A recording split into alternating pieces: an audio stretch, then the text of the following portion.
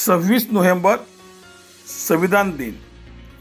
या संविधान दिन सन्मान सोहळ्याचं आयोजन संपूर्ण भारतभर होत होतं आणि या कार्यक्रमाच्या माध्यमातून संविधानाची जनजागृतीचा कार्यक्रम संपूर्ण देशात उत्साहात साजरा झाला. असाच प्रकारचा एक कार्यक्रम डॉक्टर बाबासाहेब आंबेडकर लोकहितवर्धक संघ, विश्वरत्न डॉक्टर बाबासाहेब आंबेडकर सार्वजनिक जयंती उत्सव समिती, डॉक्टर बाबासाहेब आंबेडकर परिवार दिन अभिवादन समिती, तसेच माता रमाई जयंती महोत्सव समिती कल्याण पूर्व या 4 संस्थांच्या संयुक्त विद्यमाने आणि आमदार गणपत गायकवाड यांच्या पुढाकाराने प्रभाग ड कार्यालयासमोरील डॉक्टर बाबासाहेब आंबेडकर उद्यानात संविधान दिन सोहळ्याचं आयोजित करण्यात आलं होतं. या वेळी ज्येष्ठ पत्रकार आणि व्याख्याते महेश म्हात्रे यांचं भारताचं संविधान, हक्क आणि कर्तव्य या विषयावर अत्यंत मौलिक असं व्याख्यान झालं होतं. या कार्यक्रमाला अनेक मान्यवर उपस्थित होते. विविध सामाजिक, राजकीय, धार्मिक संघटनाचे पदाधिकारी उपस्थित होते. आजी माजी नगरसेवक उपस्थित होते आणि या कार्यक्रमामध्ये आमदार गणपत गायकवाड यांनी आपलं प्रास्ताविक भाषण केलं आणि ते प्रास्ताविक भाषण काय केलं ते आपण थोड्याच वेळात स्वतः आपण ऐका. आमदार गणपत गायकवाड.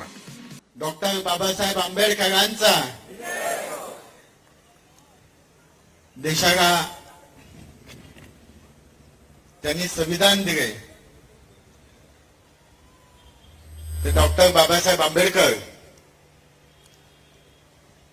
आज या संविधानाच्या सर्वांना मी खूप खूप शुभेच्छा देतो. तसंच सर्वप्रथम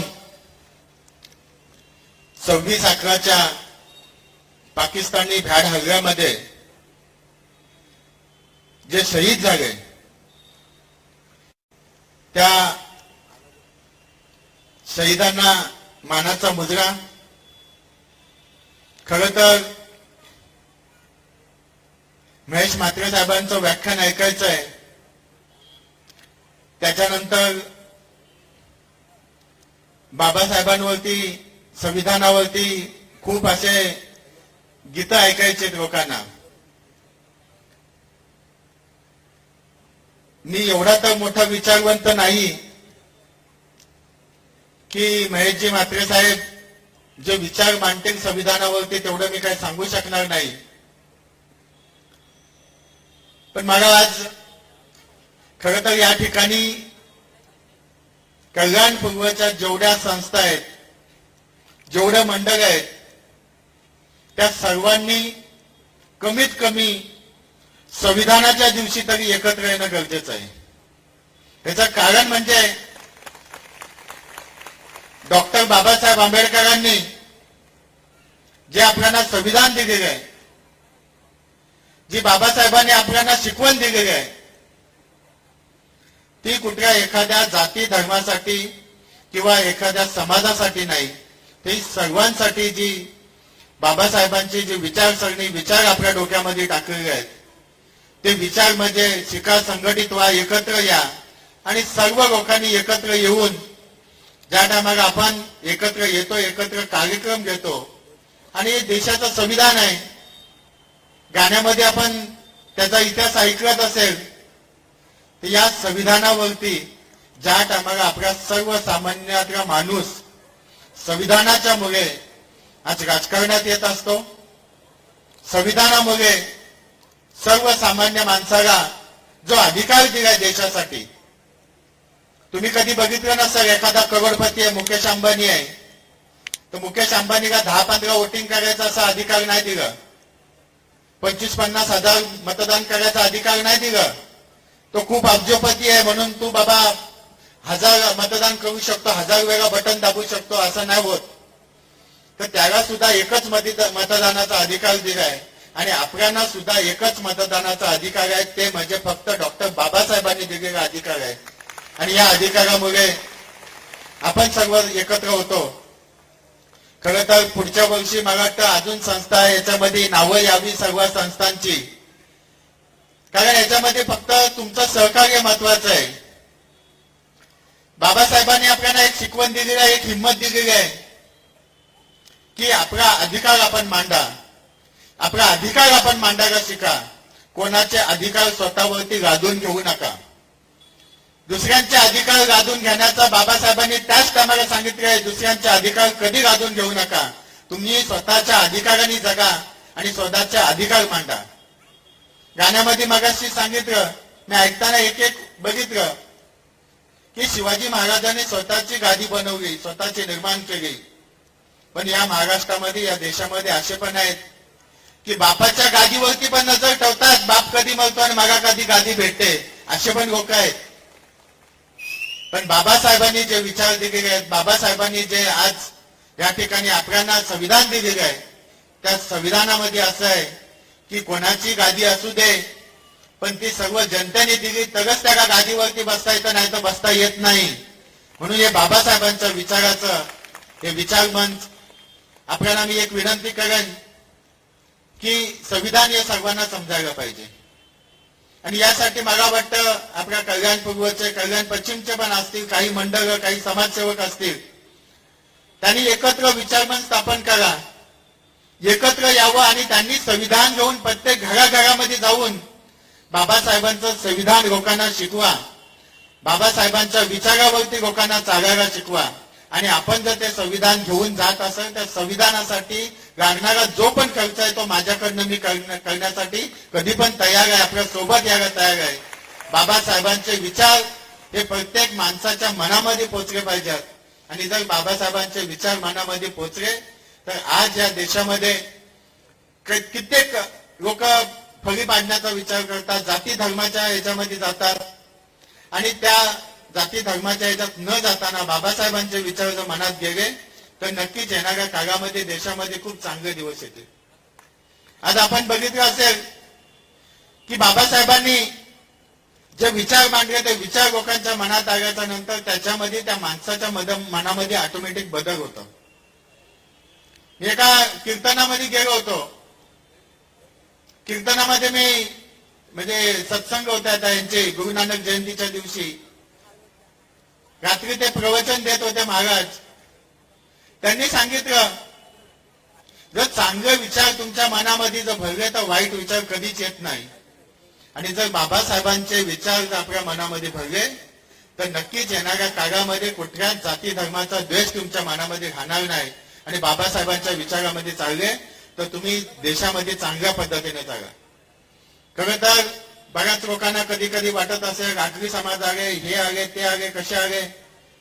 बाबासाहेबांनी महाराष्ट्रामध्ये ह्या कोकणवासियांना, कोकण पट्ट्यावरच्या लोकांना खोतांच्या ज्या जागा होत्या, या खोतांच्या जागा ह्या सर्व शेतकऱ्यांना, आगरी समाज असू दे, कुणबी असू दे, कोळी असू दे, या समाजाला ज्या जागा मिळवून दिल्यात त्या बाबासाहेबांनी मिळवून दिल्यात. बऱ्याच लोकांना कधी कधी माहिती नसतं. आणि मग तेव्हा कधी कधी असं होतं, आधी बोलायचे अरे बौद्ध समाजाची माणसं त्यांच्यात कशाला जातात, त्यांच्या कार्यक्रमाला कशाला जातात. पण आता हा बौद्ध समाजाचा कार्यक्रम नाही, तर हा बाबासाहेबांचा कार्यक्रम आहे. आणि बाबासाहेबांच्या कार्यक्रमामध्ये हे विचारवंत लोक जेव्हा विचार मांडतात आणि हे चांगले विचार जेव्हा आपल्या मनात जातात, बाबासाहेबांचे विचार ज्या टायमाला आपल्या मनामध्ये जातील तर आपल्या मनामध्ये जाती धर्माचं, राजकारणाचे विचार न येता आपल्या मनामध्ये चांगले विचार येतील. आणि जर चांगले विचार आले तर येणाऱ्या काळामध्ये त्या चांगल्या विचारांची एवढी गठ्ठी पुस्तकांची, बाबासाहेबांच्या पुस्तकं किती आहेत, आणि त्या बाबासाहेबांच्या पुस्तकांचा विचार जर तुमच्या मनामध्ये भरला तर दुसरे विचार तुमच्या मनामध्ये येऊच शकत नाही, ते बाहेरच्या बाहेरच पडून जातील. मग असे चांगले विचार जर आपल्या मनामध्ये आले तर खऱ्या अर्थाने आपल्या देशामध्ये जे बाबासाहेबांनी संविधान दिलंय त्या संविधानाचं खरं मूल्य आपल्याला आज माहिती पडेल. आणि यासाठी आमचे महेशजी म्हात्रे साहेब आपल्याला आपले विचार सांगतीलच. मी पुन्हा एकदा आपल्या सर्व समाजाचा मी मनापासून आभारी आहे. खरं तर या ठिकाणी राजकारणाच्या गोष्टी करायच्या नाही, संविधानाचा दिवस आहे. पण ज्या टायमाला स्टेजवरती आल्यावरती कधी कधी मनाची खंत बोलून दाखवली पाहिजे.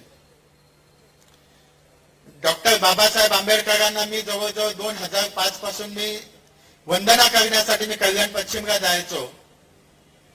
आणि ज्या टायमाला मी कल्याण पश्चिमला जायचो त्या टायमाला माझ्याकडे काही ताकद पावर पैसे होते, पण ताकद माझी बाकी राजकीय ताकद काहीच नव्हती. आणि तिथे कल्याण पूर्वची जास्त करून लोकसंख्या तिथे कल्याण पश्चिम मध्ये असायचे. नंतर ज्या टायमाला आमदार झालो, आमदार झाल्याच्या नंतर अविनाश गायकवाड, आनंद गायकवाडांचे भाऊ अरविंद गायकवाड यांनी मला एक सूचना केली की आपण सिद्धार्थनगर किंवा असं कुठे बौद्ध समाजाचा एरिया असेल त्या ठिकाणी आपण आंबेडकर स्मारक बांधूया. पण मी तेव्हा विचार केला की बौद्ध समाज असेल तिथेच का बांधायचा. बाबासाहेबांचे विचार सर्वांसाठी होते आणि त्या टायमाला ही जागा मी सुचवली. ही जागा याच्यासाठी सुचवली होती की सिद्धार्थनगर, विठ्ठलवाडी, त्याच्यानंतर नेतवली, चक्की नाका, चिंचपाडा रोड अशा ह्या एरियातून जी येणारी लोक आहेत ही फक्त 10 ते 15 मिनिटं वॉकिंग केली तर ह्या ठिकाणी पोहोचू शकतात, जमू शकतात आणि सर्वांना एक सेंटर पॉइंट होईल, मध्यस्थी एक सर्वांच्या होणार. आणि म्हणून या ठिकाणी बाबासाहेबांचं स्मारक बनवायचं. त्या टायमाला मी आधी तर आम्ही अर्ध पुतळा बसवला होता 1 वर्षी, दुसऱ्या वर्षी आम्ही हा पुतळा बनवून आणला, फायबरचा बनवून आणला. पण त्या टायमाला सुद्धा मी कधी अशी इच्छा नाही ठेवली याचा अध्यक्ष मीच झालो पाहिजे, मी खर्च करतोय तर माझ्या हातात सर्व सूत्र पाहिजेत, हे मी ठेवलं नाही. तर समाज आपला एकत्र आला पाहिजे ह्या उद्देशाने मी सर्वांना एकत्र जोडण्याचं काम करत गेलो. त्याच्यात राजकारण झालं, उपोषणं झाली आणि उपोषणं झाल्याच्या नंतर त्या टायमाला ह्या इथे आश्वासन देण्यात आलं होतं की राज्य शासनाच्या जेवढ्या परवानग्या होत्या त्या परवानग्या गणपत गायकवाडांनी आणायचं, निधी गणपत गायकवाडांनी आणायचं आणि महानगरपालिकेची जेवढी कामं होती ती कामं ही महानगरपालिकेचे ज्यांच्या हातात महानगरपालिका होती त्यांनी करायचे. पण तसं काही घडलं नाही. त्याच्यानंतर मी सर्व परवानग्या आणल्या, निधी आणला आणि त्याच्यानंतर ह्या जागेचा विषय एक निघाला की जागा आपल्या ताब्यात नाही, जागा दुसऱ्याच्या ताब्यात आहे. मग ती जागा पुन्हा ताब्यात आणण्यासाठी मी प्रयत्न केला, जागा मी ताब्यात आणून दिली. त्या टायमाला महानगरपालिकेने पत्र दिलं, ते पत्र मी सर्वांच्या माहितीसाठी व्हॉट्सअपवरती स्वतः पण टाकलं होतं. आणि त्या टायमाला ते पत्र टाकल्याच्या नंतर कोणी उत्तर जास्त दिली नाही मला, आणि मला त्या व्हॉट्सअपच्या ह्याच्यात जास्त इंटरेस्ट नसतो. पण मला असं वाटतंय, माझ्या मनातून असं वाटतंय की जी बाबासाहेबांवरती प्रेम करणारे बौद्ध समाजाचे लोक आहेत त्यांच्या विचारांनी त्यांना सर्वांना सोबत घेऊन, मला सोबत घेऊ नका, मला काही गरज नाही, मला बाबासाहेबांचे विचार माझ्या मनात आहेत, बाबासाहेब माझ्या मनात आहेत. त्याच्यामुळे मला त्या कमिटीची आणि त्या समितीमध्ये घेतलं पाहिजे असं मला काहीच इच्छा नाही. मला फक्त एकच आहे की आपल्यावरती लादून टाकलेलं कोणी काय कमिटी टाकली असेल ती लादून टाकली नसेल तर बाबासाहेबांच्या विचाराची कमिटी आपण बनवा आणि त्याच्यामध्ये जेवढे बाबासाहेबांना मानणारे लोक आहेत त्यांना घ्या. एवढीच मी आपल्या सर्वांना ही माहिती, कारण का बोललं नाही तर समजत नाही. आजकाल मार्केटिंगचे दिवस आहेत.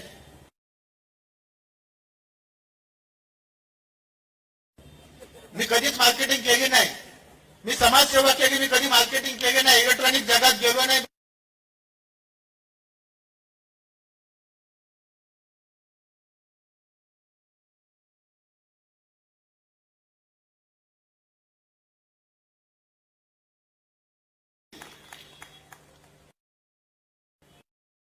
मी कधी असं कोणाला मदत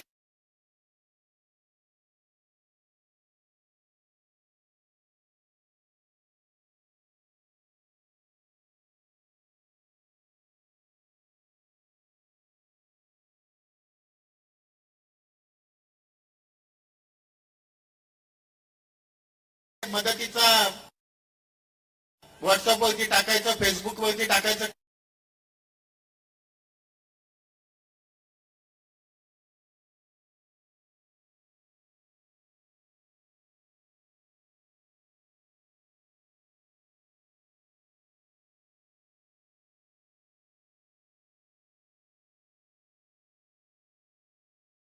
आता 2 महिन्यापासून चालू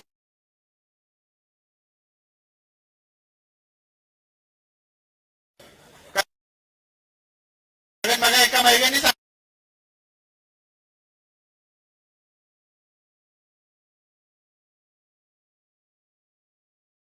मागा. दादा तुम्ही कोणालाच मदत नाही केली, तुम्ही आमदार आहे, तुम्ही कोणाला मदत करत नाही, मग करतो.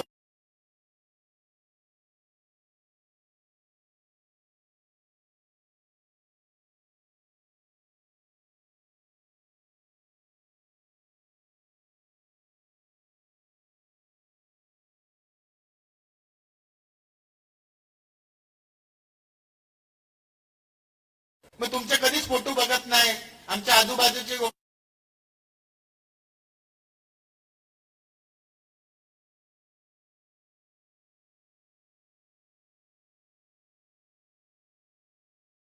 आमदार काय काम करतात, आमदारांनी काय कामं केल्यात.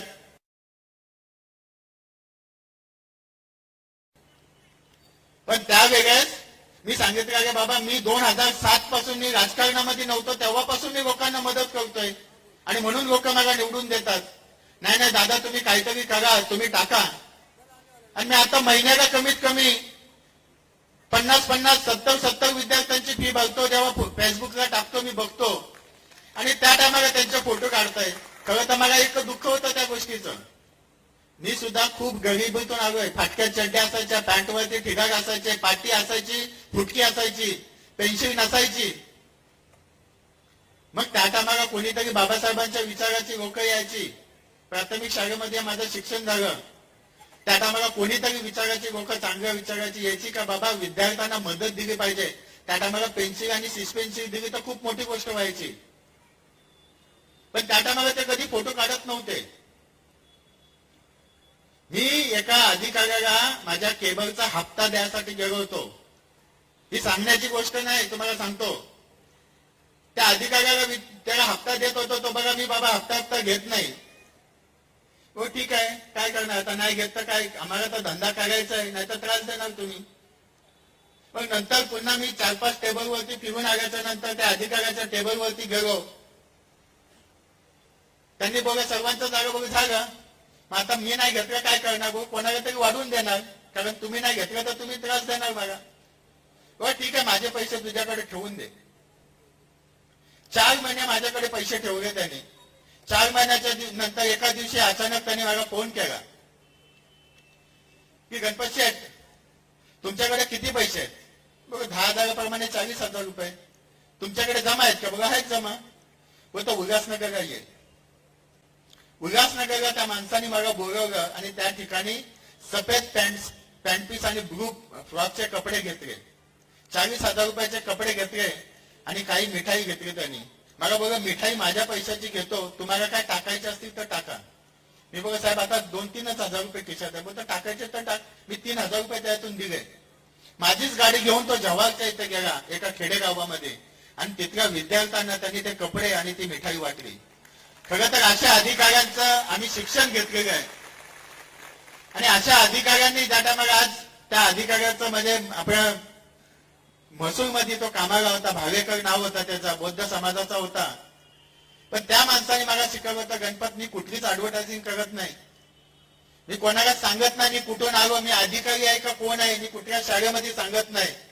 मी फक्त लोकांना मदत करतो आणि ती मदत करायची त्यांनी मला शिकवली होती. म्हणून मी कधीच माझ्या आयुष्यामध्ये कुठे मदत केल्याच्या नंतर फोटो काढ, फोटो फेसबुकला टाक, इकडे टाक, ह्या धंदे केले नाही मी.